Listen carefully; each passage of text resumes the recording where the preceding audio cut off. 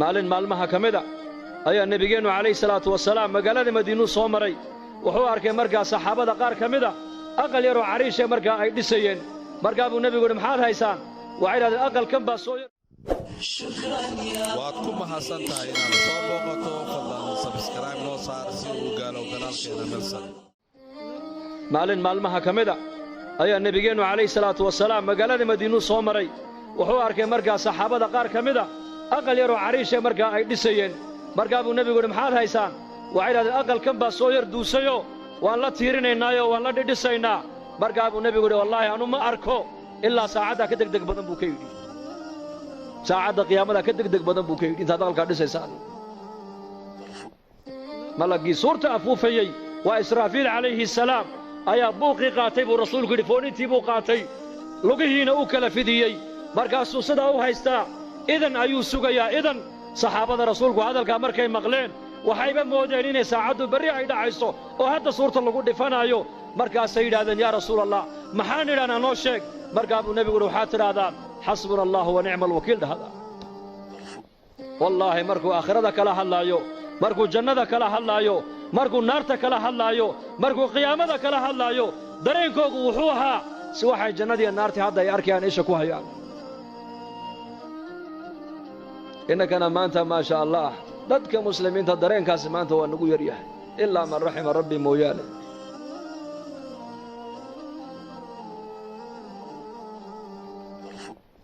lanna qalbigan uu saamoobaa qalbigu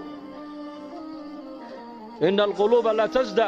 kamaa yasda'u alxadiidu idaa asaabahu almaa birta xadiidka biyuhu hadday taabtaan daxal bay ku reebaan biyuhu qalbiga bini aadamkuna daxal buu yeeshaa maxaa qalbiga daxalaynaya waxaanaad eegaysa qalbiguu saamaynaya waxaanaad dhegaysanaysa qalbiguu saamaynaya waxaanaad ku hadlaysa qalbiguu saamaynaya waxaanaad ka fikiraysa qalbiguu saamaynaya waa afarta qasabadood ee qalbiga bini aadamka ku socoto weyn afartaas saabbaatulqalbi bay culammadu yidhahdaan waxaad eegto qalbiguu galaa waxaad ku hadasho qalbiguu galaa waxaad ka fikirto qalbiguu galaa waxaad dhegaysato qalbiguu galaa qalbiga daxalka maxaa lagaga biiyaa laba shay bay culammadu yidhahdeen laba shay baa qalbiga daxalka lagaga biiyaa qur-aanka akhriskiisa oo la badiyo iyo aakhiradoo inta badan la sheegsheegoo la xasuusto laga sheekeeyo labadaa maanta may nagu yaryihin mise way nagu badan yihiin yaa qur-aanka akhriskiisiina waa nagu yaraaday aakhirada sheekadeediina waa nagu yaraatay bal sheekada aakhirada saxaabadu maskiidka intay ka qaadaan bay suuqa aakhirada kaga sheekaysanayeen dadka muslimiinta ee zamankan joogana sheekadii adduunyada intay ka soo qaadaan dibadda ayay maskiidka dhexdeeda keenayaan isbeddelka nagu dhacay eega suuqa masaajid suuqu lmuslimiina ka musallaahum buu yidhi cali bnu abi aalib suuqu lmuslimiin aswaaqda muslimiintu waa sida masaajiiddooda oo kala weeyaan sida masaajidda ilaahay loogu weynaynaayo ayaa zamankii nebiga suuqana ilaahay loogu weynaynaayey sida maskiidka dhexdiisa ilaahay aan loogu caasiyaynin ayaa suuqoogiina ilaahay aan loogu dhex caasiyeyn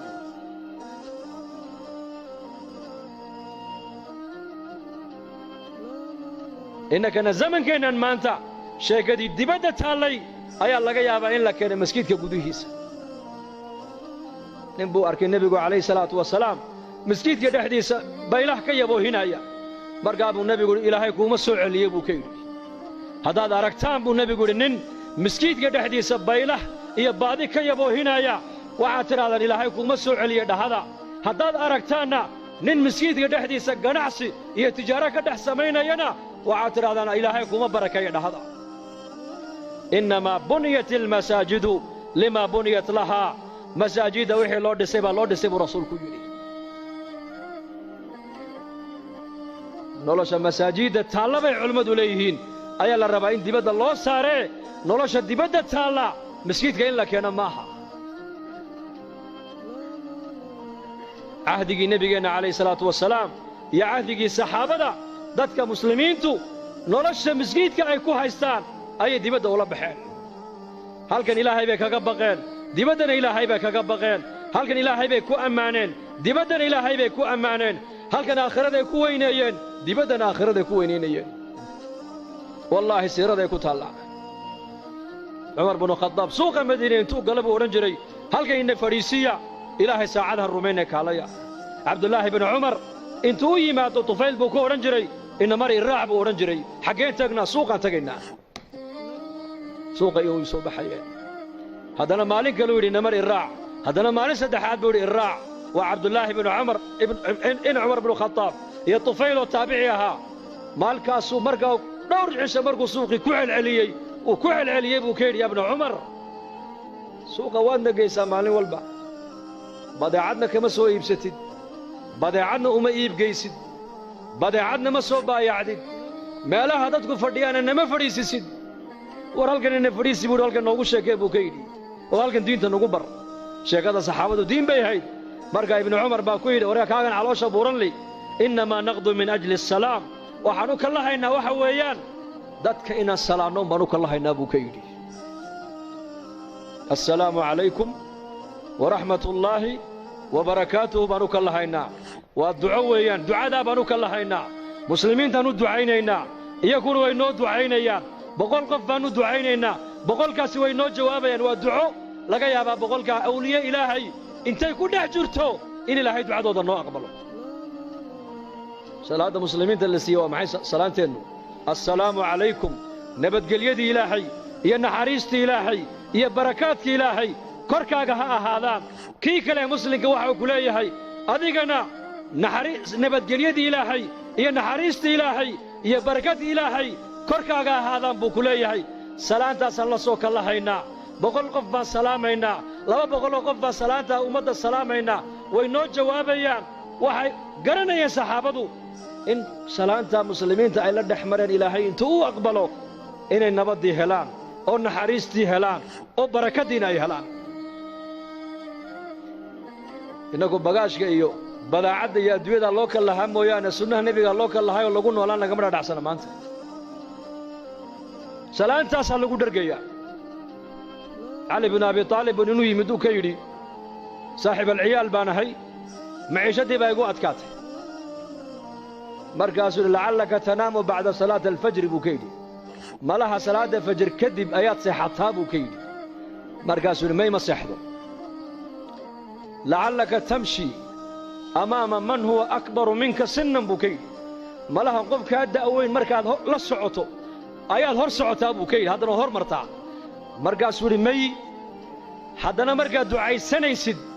ma laga yaabaa inaad labadaada waalid ilaahay dembidhaaf aanad u weyddiin markaasuu yidhi haa markaa birta arsaaqadda kaa xidhay waa taase labada waalid ducada ku dar buuhi arsaaqaddu way kuu furmiyeen meelaha innagu iminka wax ma ka egeegnaa yaa may salaanta dadka ay salaamayaan bay risiqa ka dhex arkayeen waalidka ducadiisay u ducaynayeen bay risiqa ka dhex arkayeen istikfaarta ay badanayaan bay risiqa ka dhex arkayeen salaatu duxaada ay tukanayaan bay risiqa ka dhex arkayeen salaatu duxaada cahdigii nebigeenna calayhi salaatu wassalaam waxaad moodaysaa salaad jamaca in la tukanayo masjidka zaxmadda iyo cidhiidhiga ka dhacaya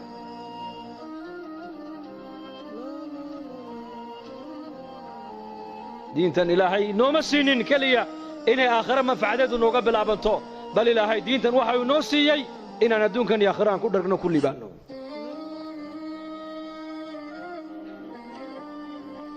marka noloshan adduunyada intaan haysanno waa fursad yaanan dayicine adduunyada diin ha ka qaadanno diintana asaaskeegu waa iimaan iyo yaqiin weeyaan yaqiin iimaanku waa maxay ilaahay rumee yaqiintuna waa maxay aakhiradu ha kula weynaato wallaahi hadday aakhiradu inala weynaato dhaqankeennaa toosi oo risiqeennaa xalaal noqon oo mujtamac oo dhan baa isbeddeli waayo laanna mujtamaci waxay noqonaya mujtamac aakhiro ku xisaabtamaya sidii labadii nin ee xadiiska nebigu noogu sheegay fi sunan nin baa nin dhul ka iibiyey dhulkii markuu gatay waa dhulbeereed buu ahaa uu falay markaa khasna dahabaa markaa uga soo baxday jarra min addahab uu qaatay uu la ordoo ninkii lahaaba uu keenuu ka yidhi war dhulkaad iga iibisay dahabka inta leeg baa ka soo baxee malaha waad ilowsaneeda iga qaada buu ka yidhi markaasuu yidhi may anu kuma ogayn adaa ilaahay kaa siiyey adaa iskale iska qaada buu ka yidhi war waxaan adigaa le iga qaado innaga zamankeenna waa maxay war waxaan anigaa le isii weeyaan teen waxaan ku dagaalamayna dhulkan anigaa le gurigan anigaa lahaa meheraddan anigaa lahaa waxaan anigaa lahaa baa isku haysannaa iyaku waxay taagnaayeen dadku markay hagaageen war waxaan adigaa le iga hoo iyo kaa qaadan maayo may ma dhici karto may adaa iska leh adaa ilaahay ku siiye iska qaado may dhulkan adaa iga iibiyey malaha waad halmaamsantahe adigaa iskale iga qaado waxaan malihi anigu yahay lacagta intan leegna anigu kuma siine may labadii nin intay isqabsadeen bay maxkamadda tegeen maxay isku haystaan kan wuxuu leeyahay xoolaha nin kalaa leh ha iga qaato kanna wuxuu leeyahay war malihiye isagaa ilaahay siiyey ha iska qaato qaadigii markaa qaadi fiican buu ahaa qudaadda zamankan laga yaaba inay odhan lahaayeen xoolaha dawladda ale iska keena qaar baa iska fiican way jiraane laakiin kuwadda waxaa iska jira dawladda u shaqeeya moogta xoolaha dawladda iskale iska keena halka ka baxay ninkuna mu odhan wuxuu yidhi adu maxaad leedahay ubad wiil adiguna gabadh labadaa isku guuriya labadaana xoolaha siiya buu yidhi islaaxu waa cajiib halkaa hadday islaaxdo waa cajiib halkaa hadday xumaato laakiin dhegayso qisad kale saddex nin baa nebi ciise raacday calayhi salaam siday ula socdeen ayay yimaadeen meel bannaanka uu dahab ku yaallo dhaymanku markaasuu nebi ciise ku yidhi waxaan waa dhayman waa dahab waa jawharad markaasay yidhahdeen noo qaad markaasuu yidhi nebi ilaahay soo diray iyo adduunya meel ma wada marta buu ka yidhi markaasee dee anna kaa qaadanaynaa dee haddaad qaadataan i raaci maysana waad iga hadheen ogaada buu yidhi diin iyo adduunya isma raacda buu ka yidhi waa nebi zaahidu ha nebi ciise calayhi salaam saddexdii nin way ka hadheen baa la yidhi nebigii ayaan darrada eeg markaasay dahabkii qaateen way la socdeen way la lugeeyeen magaaladii markay u dhowaadeen bay yidhaahdeen haddaan maalin galno waa lanaga dhici hee habeen han ku beegno laakiin waa gaajoonaynaa way tashadeen waxay yidhahdeen laba dahabkaas sii ilaaliso midna magaalada intuu tego cuntahay noo soo qaado yuuna cidna inoo sheegin waa hagaag kolkuu ka dhaqaaqay labadii dahabka ku hadhay ilaa shayddaankiiba dhiigga bini'aadanka dhex socdee ayaa wuxuu yidhi mid walba midka kaluu ku yidhi dahabkan labadeennu buu nugu fiican yahee ninkaa markuu yimaaddo aniguna waan la hadlay waan jeedin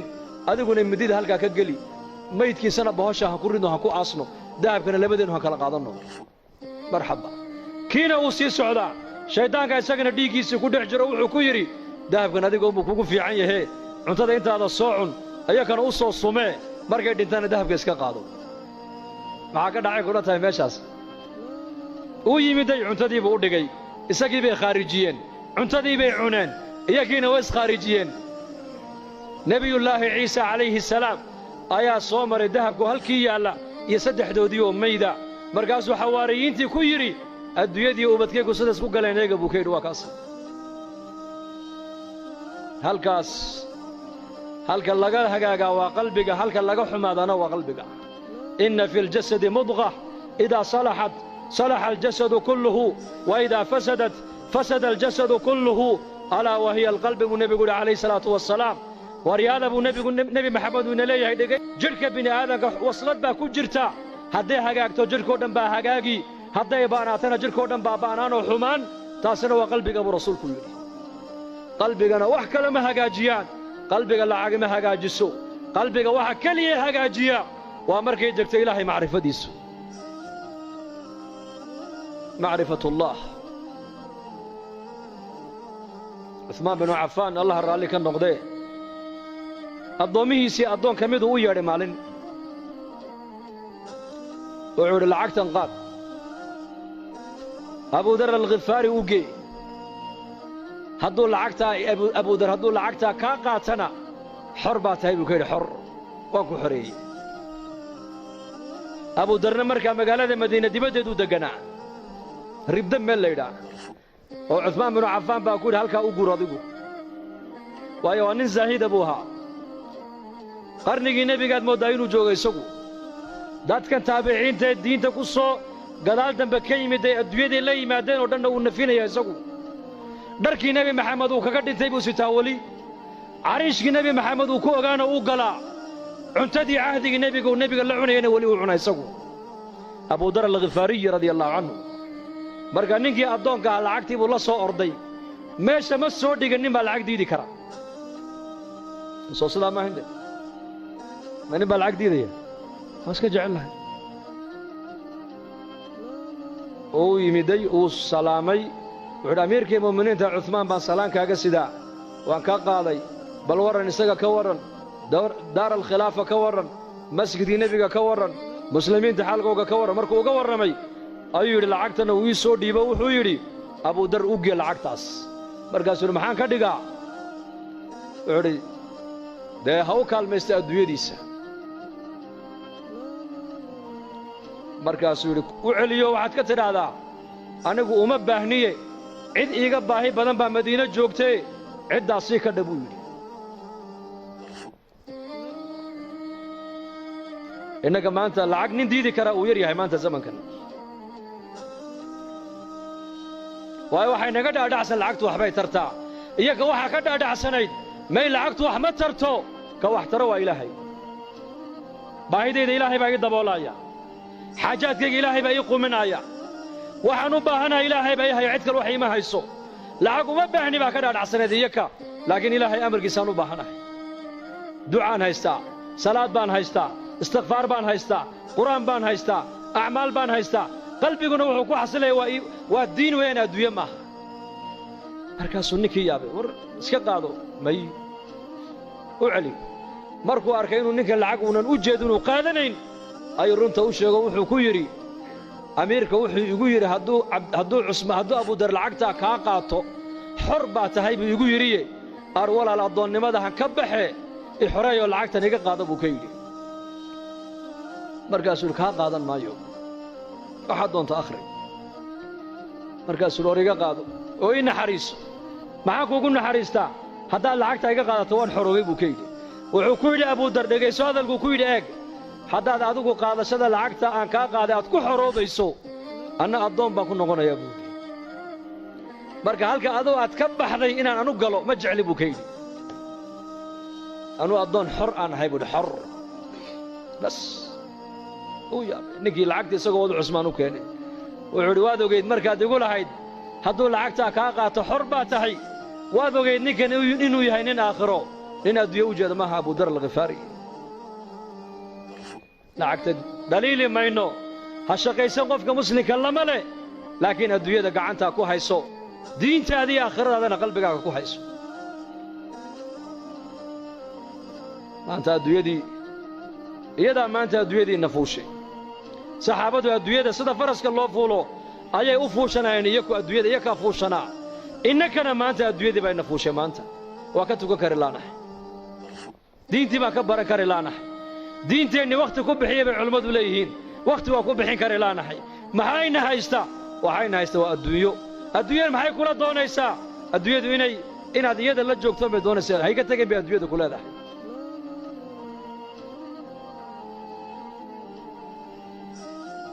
lamana nacayo adduunyada ha ka shaqaysan laguma leh ka shaqayso xalaal mirad noqo laakiin waxaad ogaataa adduunyadani waa balaaq aakhire ku gaadh mooyaane iyada ha ka dhigan hadafkaagii aakharada ayayna kaala weynaan usmaan binu cafaan allah raalli ka noqdee nin baa nebigu u yimid oo yidhi gabadh baa lay siiyey waxaan ku aqalgalana ma haysto cusmaan u taga buu ka yidhi markaa buu u yimid cusmaan binu cafaan wuxuu arkay cusmaanoo khaadimkiisa ku haysta dubaaraddan faynuuskan maxaad u bakhtiin weyday markaasuu ninkiiba uu yaabo wuxuu yidhi ninka khaadimkiisii ku haysta faynuuska maxaad u damin weyday may kula tahay inuu adiga lacagtii aad gogol iyo dhar iyo weelal islaanta caawa aad caroosadda aad ugu iibin lahayd inaad ka heli ilama abuu yidhi iska kacay ismaan baa ninka u yeeray war kaale xaggeed u socotaa wallaahi dee waxaan u socdayba war kale ahayd war kale aan meesha ka socda buu yidhi markaas maxaad aragtayoo maxaad u socoto dee nebigaa ii kaa soo diray buu yidhi sal alla alay slam oo yidhi cusmaan u tego waxaad ku tidhaahdaa waxuu nebi maxamed ku amray wixii caawa aan carooska iyo reerkayga aan ku aqalgelin lahaa hadday gogol tahay hadday dhar tahay hadday biil tahay hadday weelal tahay cusmaan ka qaad buu nebigu igu yidhi dee maxaad u kacday bood igu sheegi weydey dee waxaan arkayaa ninkaaga faynuus ku dagaalamaya wax bixinaya buu yidhi faynuus baad ku dagaalamaysaa ood ku haysataa khadiimkaagiiya wuxuu yidhi dhegaysa buu ka yidhi faynuuska halkaa iska shidmaayey shaqo adduunya iyo shaqo aakhira midna laguma hayn laakiin tan adiga ku siinaayo waa tii halkii loogu talagalay ku baxday hoo qaada buu ka yidhi kiish lacag uu dhiibay israafka iska ilaalinayeen xoolahooga meeshay ilaahay ugu talagalay ku bixinayeen meesha ilaahay u diidayna xoolahooga ka ilaalinayeen innagana caroos baa lagu leeyahay $30,000 bay ku bixiyeen caroos $30,000 bugbac fanaaniin baa loo yeedhay fanaaniin maxaa ka dambeeya laba reerka bugbac iyo macsiyo lagu dhiso 2 bilood ma gaadhaan oo way kala duulaan ilaahay uu kala qaadaa markiiba laana marka hore macsiyo lagu dhisay diin iyo alla ka cabsi laguma dhisay israaf baa lagu dhisay baatil baa asaas looga dhigay muslimku war muslimku dhaqaalihiisa xor uma tijaaradaada xor uma tihid waa inaad xataa cilmi albayci washaraac culammada kaalayo weydii cumar bnu khataab suuqa madiina intuu galuu odhan jiray laa yabic fii suuqinaa haadaa ilaa man tafaqaha addiin waryaada suuqayaga nin wax ku iibin karaa ma jira buu cumar odhan jiray ilaa nin masjiidka nebiga intuu tegey cilma albayci washaraac culammada ka soo bartay mooyaane innagana maanta cid walba ganacsi bay bilowdo jayn iyo taylaan baa laga wada duulay habrihii baa socdoo kule jaynay u socotaa xaggeen u soconnaa war muumin waxaa la doonayaa inaad noqoto muumin labada indhood ee kugu taalla ilaa adduunyadaada ku eego ilaa aakhiradaada ku eego aakhiradaada iyo inay adduunyada ku seejin adduunyadani waa in yar waxaan joogaynaa in yar walaalayaal intaa yar een joogno ilaahay han kaga baqno oo diin han ka qaadanno oo diinteenna han baranno oo diinteenna han ka shaqayno oo zaman adag baa lagu jiraa zamankeen lagu jiraa almutamassiku bidiinihi kalqaabidi cala aljabra buu nebigu yidhi waa zamanuu nebi maxamed sii sheegay 1400 oo sano ka hor ninka diinta maalinta idhahda waan xajisan waxa uu ka dhignaan doonaa nin dhamac loo dhibay buu rasuulku yidhi bulshadaad ku nooshahay maanta eeg waa mujtamac khayrkoogu yaraaday sharkuu batay meeshaad u baxdaba ishaadu waxay ku dhacaysaa ma wax ilaahay ka farxiya mise wax ilaahay ka cadhaysiiya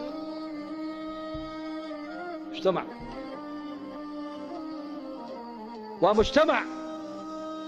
qofku hadduu yidhaahda maanta sunnaha nebiga ku far adayg way adkaanaysaa inuu qabsado ilaahay u dhib yareeyo mooyaane marka zaman adag baan ku jirnaa waxaan kaga badbaadaynaa waa maxay rujuuc ila diin inaan diinteenna u soo noqonno oo dadaalka diinta ay culammadu mar walba inoogu baaqayaan ee masaajidda laga naadinaayo ee maraakista laga naadinaayo ee madaarista laga naadinaayo ee ijtimaacyada loo qabanayo ummadda loo fikiraayo war dadaalkaa diinada maanta caalamka ka socdaa la rabaa caamadeennu inay culammada intay garab joogsato aan meel keliya u wada jeesanno insha allah dhahada taa ma guddoonnaa dadaalkaa diinta mise dhegaystayaal wanaagsan baan noqonnaa yaa dhegaysto wanaagsan waxaa ka wanaagsan dhegaysigu waa min addiin weeyaan laakiin waxaa inaad noqoto adiga laga rabaa inaad diinta qaybtaada oo ka qaadato waad ka qaadan kartaa saxaabada rasuulku nin walba salaaxiyaddii ilaahay uu geliyey ummadduu ku anfacay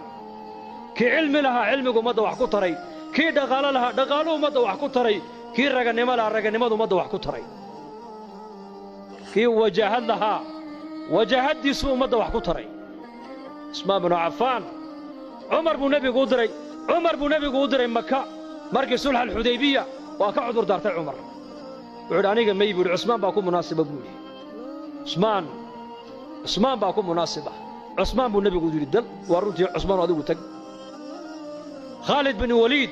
geesinimadii raganimaduu lahaa ummaddu wax ku taray maalintuu soo islaamay buu nebiga seefta u keenay seeftan iga qaba buu yidhi ilaahayna dembidhaaf ii weydii maxaan kaaga qaadaa seefta ii sheeg intaasoo muslimiina ku laayay buu ka yidhi kaa qaadi maaye intaad muslimiin ku laysay in ka badan inaad cadowga ilaahay ku laysaan kaaga rajayne qaada buu yidhi seeftoo ilaahay diintiisa u jihaad ragannimadiiba xagga kale loo beddelay bas kii caalimka ahaa cilmigu ummadda ku anfacay kii dhaqaalo lahaa dhaqaalihiisu ummadda ku anfacay zamankii nebigeenna calayhi salaatu wasalaam waxa uu nebigu diyaariyey ummad nin walba salaaxiyadda ku jirta loo isticmaalayo diinta dadaalkeega marka innakuna kulligeen insha allahu tacaala khayr baa inaga muuqda khayr jacayl baa inaga muuqdee dee insha allah dadaalka diinta dhinac kastaba dadaalka diintu waa leeyahay wallaahi waan runtaan inii sheegay macallinka qur-aanka dhigaya dadaalka diinta qaybtiisii buu ka hayaa sheekhaa masaajidka darsiga ummadda marinaya dadaalkii diinta qaybtiisii buu ka hayaa jamaacadada ilaahay dartii u socda qaybtoodii bay diinta ka hayaan muxsinka dhaqaalihiisa masaajidda ee madaarista ku dhisaya diinta qaybtiisii buu ka hayaa qofka muslimku diinta intuu ka qaadan karo uu ka qaadan karaa wactasimuu bixabli illaahi jamac baa la sheegay jamac hal nin kastoo muslima diintaasi wax waad u qaban kartaayo war u qabo kelimadda wanaagsan buu nebigu yidhi waa sadaqad kelmadda wanaagsan dariiqa muslimiintu ay maraan ninkii ka gooya geedka buu nebigu yidhi hee jannaduu galay buu rasuulku yidhi jannadaan ku arkay buu yidhi haweenaydii masjiidka nebiga marka laga dareeray imanaysay ee ka qaadaysay maaragtaanay waxa masjiidka nebiga ku daatay ka qaadaysay markay dhimatayna waa laga qariyo nebiga looma sheegino waa la aasay markaa buu nebigu yidhi jannadaan ku arkay buu yidhi jannadaan ku arkay jannadaan ku arkay maxaad iigu sheegi weydeen buu nebigu yidhi khayrku yaryaraysi ma leh marka waan inagu dheereeyey in sha allahu tacaala wixii wanaag iyo khayr soo dhex marana ilaahay bay soo dhex mariyey anigana miisaanka xasanaadka allaha ii saaro ikhlaaskana allaha noo wada ziyaadiyo culummadaana soo dhowaysana waxaan leenahay jazaakum allahu khayr sheekh maxamed waxaan leenahay margeysaan u marti kumahiya waan deganahay ya waan deganahay maa sha allah ciyaalkii reerkii oo dhan baa jooga marka allahna naga wada raalli noqdo kulligeen haadaa وصلى الله على سيدنا محمد بسم الله الحمد لله ثناء لله والصلاة والسلام على رسول الله صلى الله عليه وسلم اللهم اقسم لنا من خشيتك ما تحول به بيننا وبين معاصيك ومن طاعتك ما تبلغنا به جنتك ومن اليقين ما تهون به علينا مصائب الدنيا متعنا اللهم بأسماعنا وأبصارنا وقواتنا أبدا ما أبقيتنا واجعله الوارث منا واجعل ثارنا على من ظلمنا وانصرنا على من عادانا ولا تجعل مصيبتنا في ديننا ولا تجعل الدنيا أكبر همنا ولا مبلغ علمنا ولا إلى النار مصيرنا واجعل الجنة هي دارنا ولا تسلط علينا بذنوبنا من لا يخافك فينا ولا يرحمنا اللهم اشف مرضانا ومرضى المسلمين وارحم موتانا وعاف مبتلانا يا مقلب القلوب ثبت قلوبنا على دينك سبحان ربك رب العزة عما يصفون سلام على المرسلين والحمد لله رب العالمين اللهم صل